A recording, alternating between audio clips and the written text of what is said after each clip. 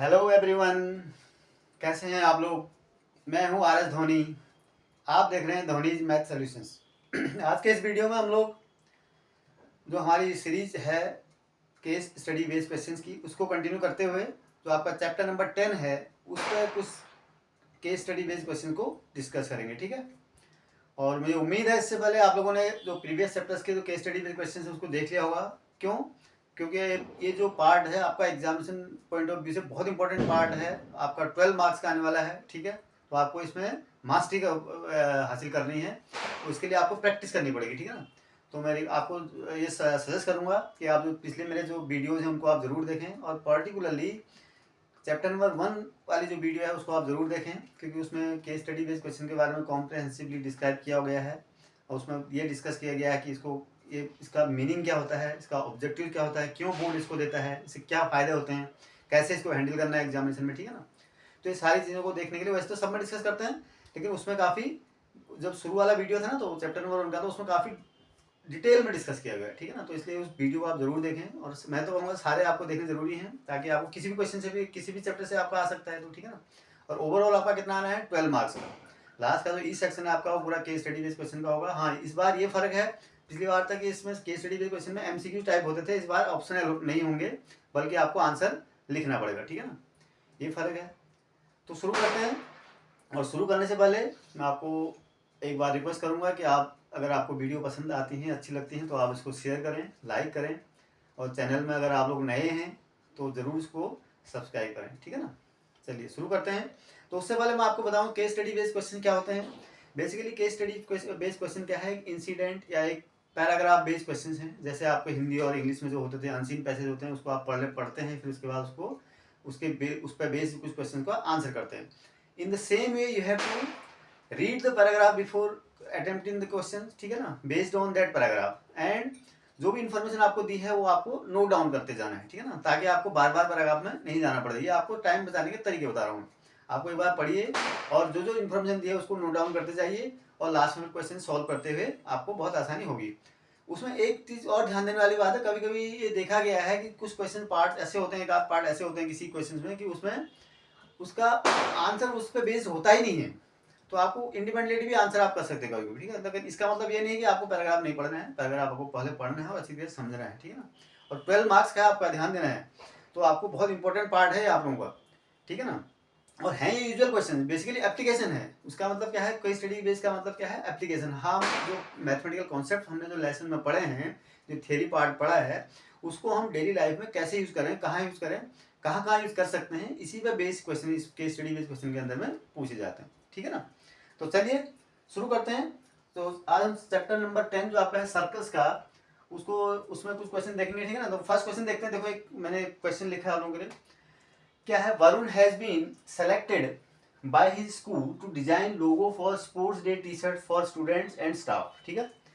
Activity होती रहती है, आपको जैसे पता है अलग अलग आपको असाइनमेंट मिलते रहते हैं क्लास में, कभी कुछ गार्डनिंग का, कभी कुछ एक्टिविटी का, कभी कुछ पार्टिसिपेट करना है, ठीक है ना। तो तो एक वरुण एक स्टूडेंट है, उसको क्या मिला है कि उसने टी शर्ट का लोगो डिजाइन करना है। वो लोगो कहाँ छपेगा, वो लोगो टी शर्ट पर छपेगा, टी शर्ट की बैक पे, जिससे कि सारे स्टाफ और जो है स्टूडेंट्स को पहनेंगे, जो ठीक है ना, टी शर्ट पर लोगो जो प्रिंट होते हैं। तो उस लोगो का वाले डिजाइन एक उस वरुण से कहा कि आप एक डिजाइन बनाओ, ठीक है ना, कि कौन सा लोगो छपना चाहिए। तो उसको उस पर काम कर रहा है वो, that student is working on that लोगो, ठीक है ना। तो उसने लोगो जो है ऐसे बनाया है जैसा ही दिया गया है, इस टाइप का उसने लोगो बनाया, क्योंकि मैथमेटिक्स का स्टूडेंट था तो यही काम करेगा। वो मैथमेटिक्स का स्टूडेंट है तो माइंड मैथमेटिकल होता है ना, तो आपको मैथमेटिक्स जो चीज़ें आपकी होती हैं उसी को आप अप्लाई करते हैं। तो definitely the logo design is given in the figure. उसने ये डिजाइन लोगो का बनाया। उसमें क्या है, एक ट्रायंगल दिख रहा है आपको, कुछ सर्कुलर के टाइप में दिख रहा है, ठीक है ना। इन द फिगर, इस फिगर में उसने क्या किया, a circle with centre O is inscribed in triangle ABC. एक उसने एक ट्रायंगल बनाया, उसके अंदर में क्या किया, एक सर्किल बनाया, ऐसे सर्किल बनाया कि the circle touches all the 3 sides of the triangle. मतलब सर्किल इंस्क्राइब्ड है, ठीक है ना, सर्किल क्या है, इंस्क्राइब्ड है, ठीक है। It touches the sides A B B C and C at points D E and F respectively, ठीक है ना। इस ए बी को कहाँ पर टच करता है, और डी पर, और बी सी को ई पर, और ए सी को एफ पर, ठीक है ना। respectively. The lengths of sides AB, BC and CA are 12 cm, 8 cm and 10 cm respectively. अब आपको इनकी साइड्स की लेंथ भी दी है. The length of side AB, AB की लेंथ दी है, BC, BC की लेंथ दी है 12, AB की लेंथ 12 है, BC की 8 है और AC की है 10 सेंटीमीटर. ठीक है ना, 10 सेंटीमीटर. ठीक है.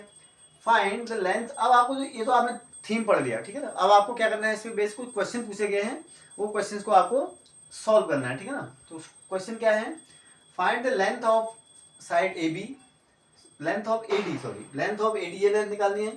Find the length of B, B निकालना है. Find the length of C F, C F निकालना है. थर्ड जो इसका और पार्ट है वो क्या है, ये और पार्ट में एक ऑप्शनल पार्ट है. देखो ऑप्शनल भी पूछा था ना. If radius of the circle is 4 centimetre, अभी तक रेडियस कहीं डिस्क्राइब नहीं किया था. अगर इस सर्कल का रेडियस 4 सेंटीमीटर हो तो find the area of triangle AOB. ठीक है ना, एओबी का एरिया निकालना आपको. तो ये आपके 4 क्वेश्चंस हैं जिसमें एक आपका ऑप्शनल है. ठीक है ना. तो शुरू करते हैं क्वेश्चन नंबर 1 से. Question number 1. अब आपको क्वेश्चन नंबर 1 से पहले मैं आपको बताऊं कि क्या है ये, किस पे बेस्ड है, सर्कल पर. सर्कल में आपने क्या पढ़ा, टेंजेंट. ठीक है ना. टेंजेंट की कुछ प्रॉपर्टीज भी पढ़ी जिस पर आपने काफी क्वेश्चन सॉल्व किए, तो उसी पे बेस्ड है. आपने एक प्रॉपर्टी, बहुत इंपॉर्टेंट प्रॉपर्टी पढ़ी होगी. क्या क्या प्रॉपर्टी पढ़ी, the length of the tangent drawn from an external point to a circle are equal. किसी भी एक एक्सटर्नल पॉइंट से अगर आप किसी सर्कल में टेंजेंट ड्रॉ करते हैं तो 2 टेंजेंट आप ड्रॉ कर सकते हैं. कितने, 2. From an external point we can only draw 2 circles to a circle and the length of these tangents are equal. किसी भी सर्कल से आप जानते हैं ना, जैसे ये कोई सर्कल है, यहाँ से एक पॉइंट ले लिया आपने, एक आप टेंजेंट यहाँ ड्रॉ कर सकते हैं, एक आप यहाँ ड्रॉ कर सकते हैं. ये सपोज P है, ये Q है, then OP is equal to OQ होता है हमेशा, ये आप जानते हैं. यही आपको लगना है. चलो तो आपको क्या निकालना है. अब आपको यहाँ से पहले मैं इसकी नोट डायमेंशन नोट कर लेता हूँ. डायमेंशन क्या है, AB इज इक्वल टू दिया है कितना, देखो दिया है ना. Length of sides AB, BC, AB is equal to 12 centimetre है. BC इज इक्वल टू कितना है, 8 सेंटीमीटर. और CA इज इक्वल टू कितना है, 10 सेंटीमीटर. राइट, ये दिया हुआ है आपको. अब इसमें क्या है देखो, अब ये मैं एक फिगर और बनाता हूँ यहाँ पर. ठीक है ना. ऐसे ऐसी कुछ चीज़ है आपके वहाँ, ये ठीक है, ऐसा कुछ फिगर बना हुआ है. ठीक है ना. ये क्या है, A B C D E और F. ये तो लोगो डिजाइन किया, ये लोगो है बेसिकली. ये आपका और इसका सेंटर है O. ठीक है ना, ये तो दिया हुआ है. अब सबकी लेंथ हमको दी हुई है. अब हम जानते हैं, we know that the length of tangent drawn from an exterior point to circle are equal होती है. तो इसका मतलब क्या हो गया, देखो यहाँ से क्या किया, AF, अगर इसको मान लेता हूँ X. ठीक है, लेट इसको क्या मान लिया मैंने, X मान लिया.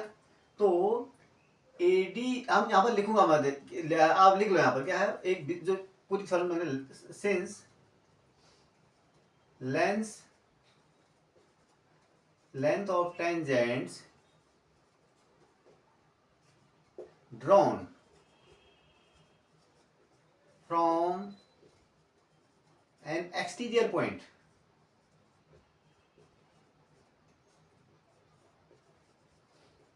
to a circle are equal. ये आप जानते हैं, बस इसी थ्योरम का हमने क्या करना है, यूज करना है. अब अगर ऐसा है, देखो A पॉइंट से हमने AD और AF 2 टेंजेंट ड्रॉ किए, तो क्या हो गया, सो अगर ऐसा है AD is equal to AF. ठीक है ना. अब AD is equal to X है तो AF भी कितना हो गया बेटा, X, मैंने मान लिया ना. एंड B से खींचेंगे कितने, BD is equal to B, BD is equal to BE is equal to कितना होगा, देखो AD कितना था, सॉरी AB कितना था 12, तो BD कितना हो जाएगा 12 minus x is equal to 12 minus x. तो ये भी 12 माइनस एक्स हो गया. ठीक है ना. Again CE is equal to क्या हो जाएगा, CE is equal to CF, CE is equal to CF. अब कितना हो गया, C is equal to CF है. अब C कितना हो जाएगा, दिस देखो C कितना हो गया, this is equal to C जो हो जाएगा BC minus this implies C. BC, इस BC में से BE को माइनस कर दो. ये तो C, this is equal to C F, ठीक है ना, यही तो होगा। तो दिस इम्प्लाइज, अब this is sorry this implies हो जाएगा, ठीक है ना। तो B C minus B C कितना है देखो 8 माइनस बी कितना निकाला आपने 12 माइनस एक्स, तो ये 12 प्लस एक्स हो गया, ठीक है ना, is equal to C F कितना है सी एफ, तो ये सी एफ निकल गया कितना, this implies C F is equal to कितना निकालते रहो आप इसे, कितना हो गया एक्स माइनस 4, ठीक है ना, एक्स माइनस 4 हो गया सी एफ। अब लास्ट है C F is equal to C, आपने लिख लिया C is equal to C F, ठीक है, थ्री कंडीशन लगा दी आपने। अब आपको क्या निकालना है, आपको निकालना है find the length of AD, निकालनी है एडी, एक्स की वैल्यू निकालनी है आपको। एक्स की वैल्यू कैसे निकालेंगे, अब आप देखो एक्स की वैल्यू कैसे निकालेंगे, अगर आप ए एफ और ए सी को प्लस कर दे, ए एफ कितना है देखो, दिस इज ए एफ, वहां गया हमारा ए एफ, और ए डी को प्लस कर दें, तो ये तो 12 दोनों इक्वल है ना, ये तो क्या हो गया ए एफ और इसको 12, ए एफ कितना है B D is equal to x is equal to A D is equal to A F, तो ए एफ कितना निकले, आप ए एफ निकालो ना आप, तो ए एफ इजिकल टू देखो कितना हो गया, ए एफ इजिकल टू निकालने के लिए क्या होगा बेटा, ए सी माइनस, ए सी में से एफ सी माइनस कर दो, एफ सी या सी एफ, ठीक है ना, सी एफ आपने ऊपर लिखा तो सी एफ ही लिखो। ए सी कितना है देखो 10 माइनस सी एफ कितना है, सी एफ कितना अभी तो निकाला आपने C F, x minus 4, x plus 4, ठीक है ना, दिस इम्प्लाइज 6 माइनस कितना हो गया 10 minus sorry 6 14 minus x, 14 minus x हो गया, ठीक है। ए एफ इजिकल टू क्या हो गया नाउ, अब क्या हो गया, अब तो बहुत आसान हो गया। नाउ आप क्या जानते हैं A D is equal to A F, A D is equal to क्या है ए एफ, तो this imply x is equal to 12 minus है, तो दिस इम्प्लाइज क्या हो गया, इसको इधर ले आओ तो 2x is equal to 14, this implies x is equal to 7। So तो फर्स्ट पार्ट क्या है, first part A D is equal to क्या हो जाएगा आपका, x है 7 सेंटीमीटर, पहला पार्ट निकाल दिया आपने, ठीक है ना, तो A D is equal to कितना निकलेगा आपका 7 सेंटीमीटर निकल गया। अब नाउ कम टू पार्ट 2, ठीक है, पार्ट 2 में क्या है, find the length of B, तो बी निकालना तो बहुत आसान है, बी इक्वल टू कितना हो जाएगा देखो, एक्स तो निकल गया ना आपका, अब तो बहुत आसान हो गया, एक ये आप पार्ट कर लिया, B equal to how much, देखो बी कहाँ है, B equal to B D, ठीक है ना, B equal to B D equal to 12 minus x is equal to 12 minus x, तो 12 minus 7 is equal to 5 centimetre, this is your again next answer.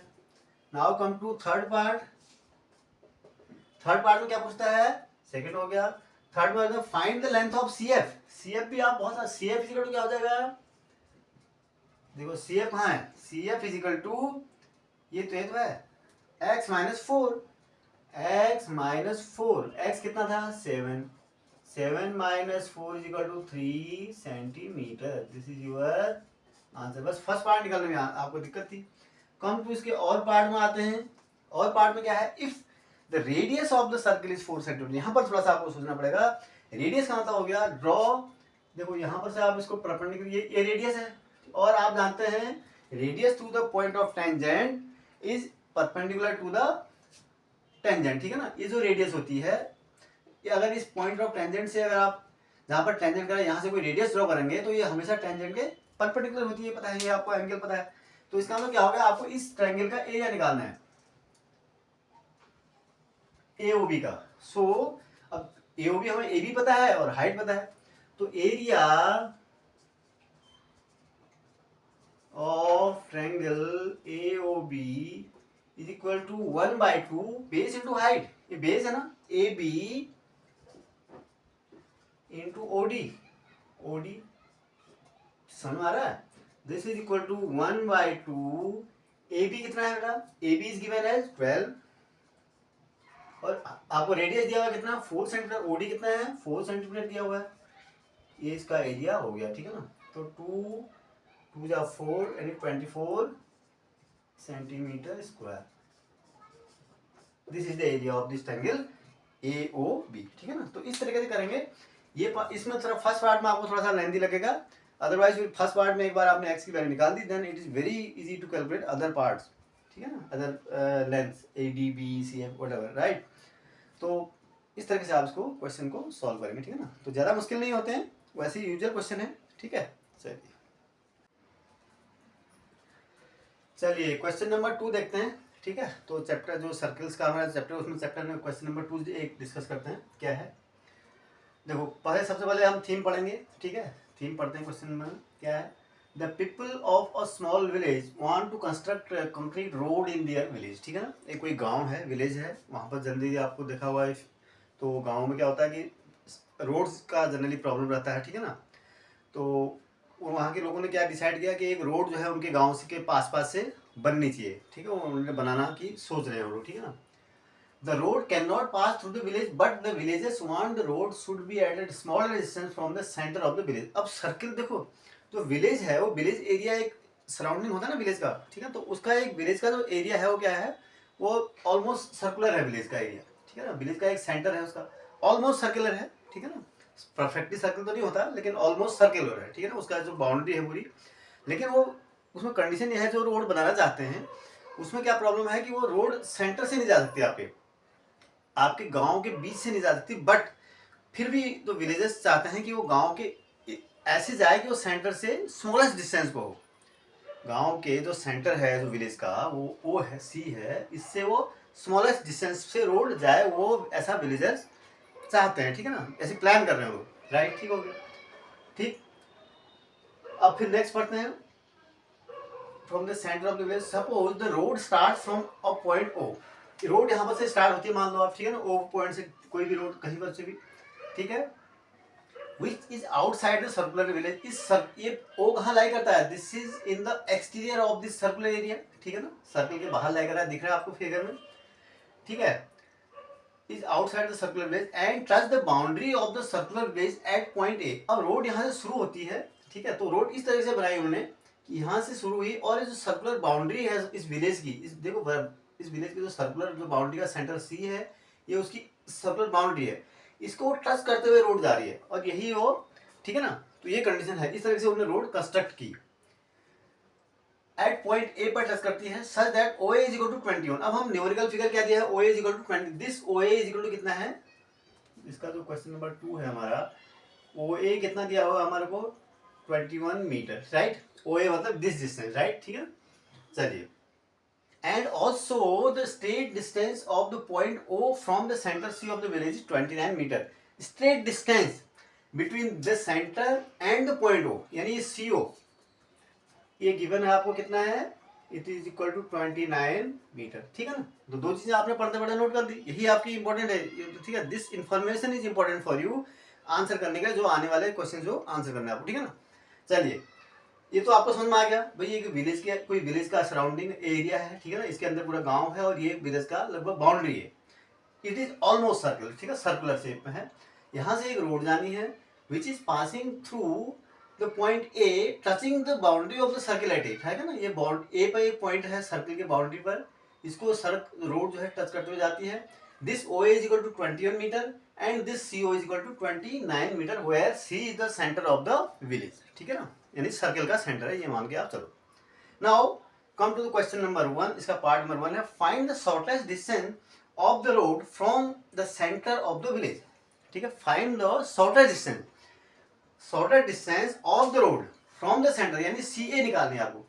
CA कैसे shortest होगी, अब आपको claim ये भी करना है कि this distance should be shortest, ठीक है ना। अब ये शॉर्टेस्ट कैसे होगी, देखो ये टेंजेंट है यहाँ पर, ये क्या कर रही है, यहाँ पर टच कर रही है ना। देखो फर्स्ट पार्ट में आता हूँ, देखो एक तो आपको डिस्टेंस निकालनी है, दूसरा इट शुड बी शॉर्टेस्ट। ये डिस्टेंस तो आप आराम से निकाल लो, क्यों, क्योंकि आप जानते हैं radius through the point of contact is perpendicular to the tangent. कोई भी टेंजेंट पे अगर आप रेडियस ड्रॉ करते हैं, यहाँ से जहाँ पर पॉइंट टच कर रहा हो, तो ये रेडियस हमेशा टेंजेंट के परपेंडिकुलर होता है, means this angle is 90 degree, ठीक है ना।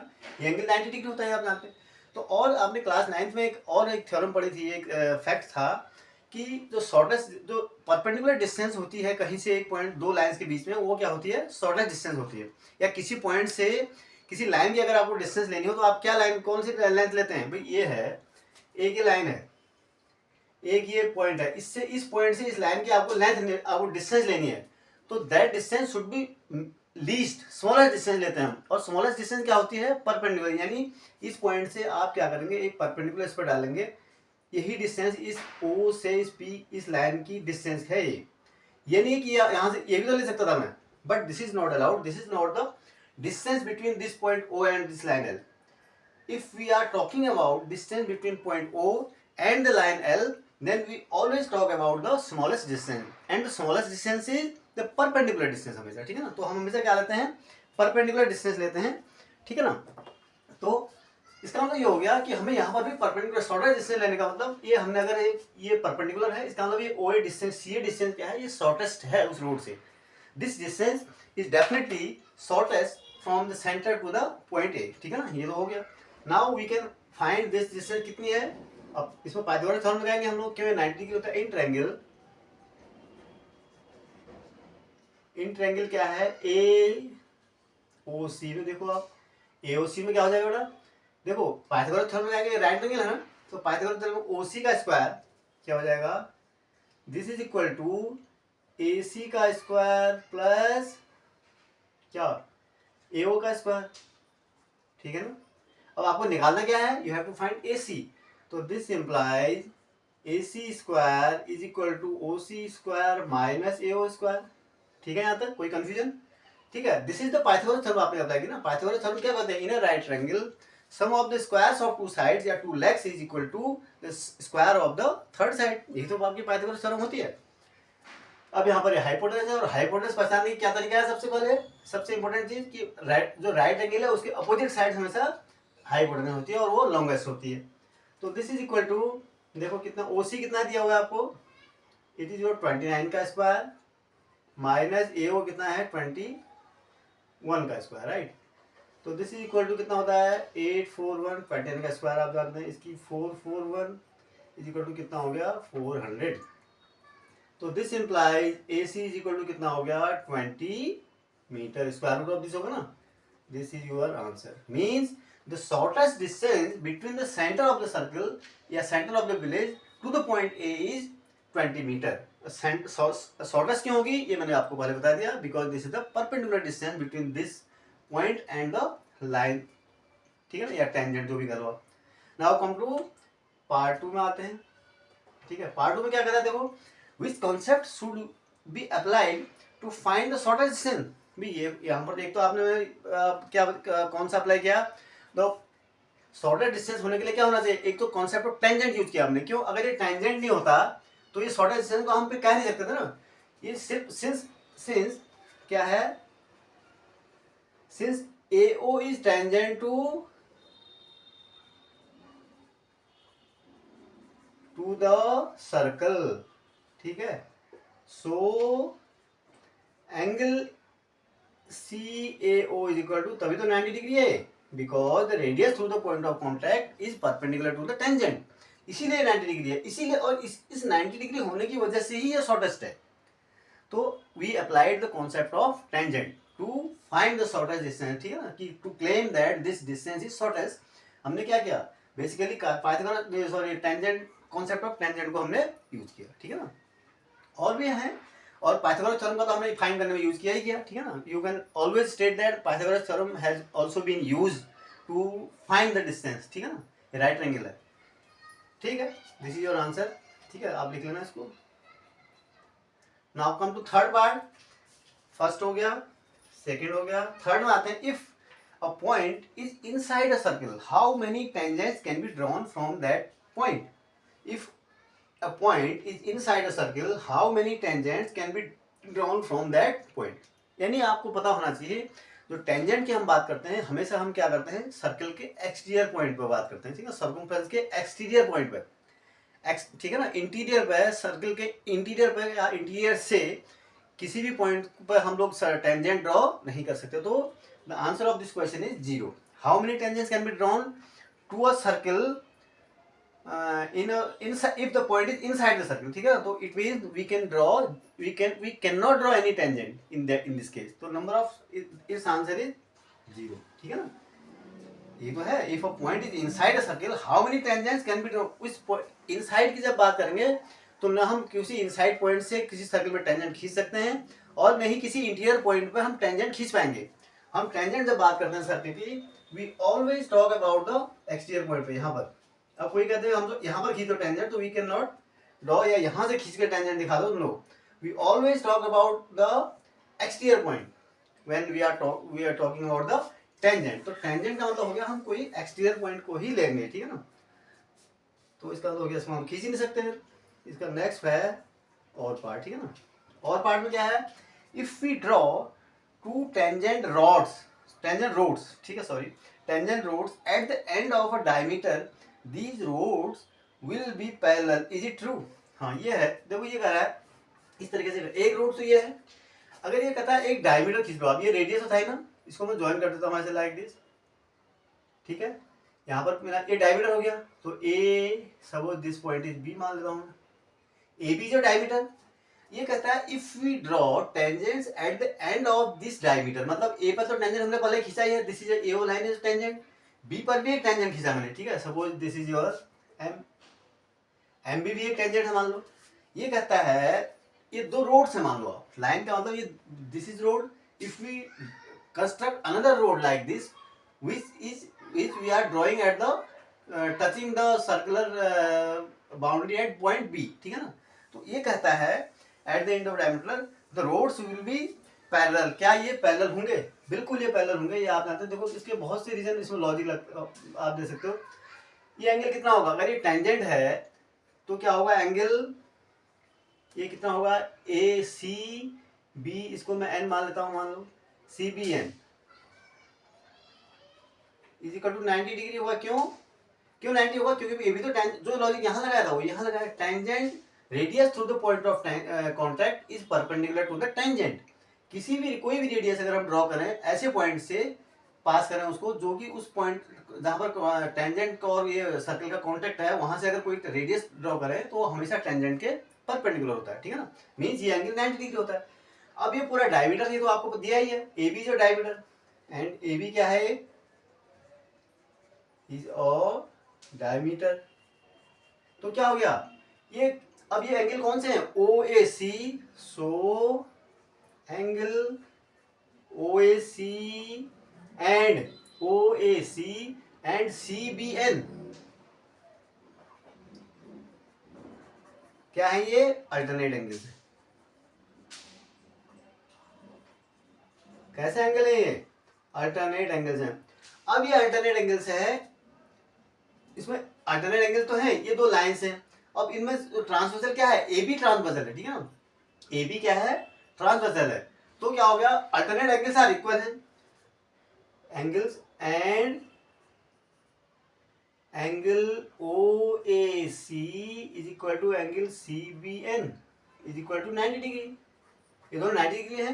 अगर आपने क्लास 9 में या क्लास 8 में लोअर क्लास में पढ़ी है, अगर कोई दो लाइंस को एक ट्रांसवर्सल कट करती है और उस केस में pair of alternate angles equal है, तो इसका मतलब दो lines are always parallel. It means क्या हो जाएगा, A O is parallel to this line and या बी एम जो भी है, ठीक है, बी एम, राइट. ये आपको प्रूव करना. तो इसका मतलब क्या होगा, यस. तो इसका मतलब क्या है, yes the roads are parallel. The roads are parallel. आप ऐसे, ये तो मैं आपके बीच की कैलकुलेशन, आपको आंसर तो ये लिखना है ना, अल्टीमेटली 1 नंबर का आपको क्वेश्चन है, ठीक है ना. तो आपको आंसर तो ये लिखना है. तो the roads are parallel, this is the answer, ठीक है ना. तो इस तरीके से हम क्या करेंगे, इनको इन क्वेश्चन को डील करेंगे और स्मार्ट वर्क करेंगे, ठीक है ना, पढ़ के. और आपको ये ऑप्शन मैंने करा दिया, लेकिन आपको ऑप्शन प्रैक्टिस करते समय करना है, ठीक है ना. एग्जाम में आपको जरूर अब ये स्किप करना है, लेकिन यहाँ पर आपको चारों पार्ट करने चाहिए प्रैक्टिस के लेकर, ठीक है ना. तो ज़्यादा मुश्किल नहीं है. These are just the applications of the concept which we have learn under the chapter circle, ठीक है ना. तो अगले वीडियो में मिलते हैं. और जाने से पहले फिर आपको याद दिलाना चाहता हूँ कि अगर आपने वीडियो को एंजॉय किया है और कुछ सीखा है तो उसे लाइक करें, शेयर करें और चैनल में नए हैं अगर आप अगर आपने फिर भी सब्सक्राइब नहीं किया तो जाते जाते सब्सक्राइब जरूर करें, ठीक है ना। Thank you.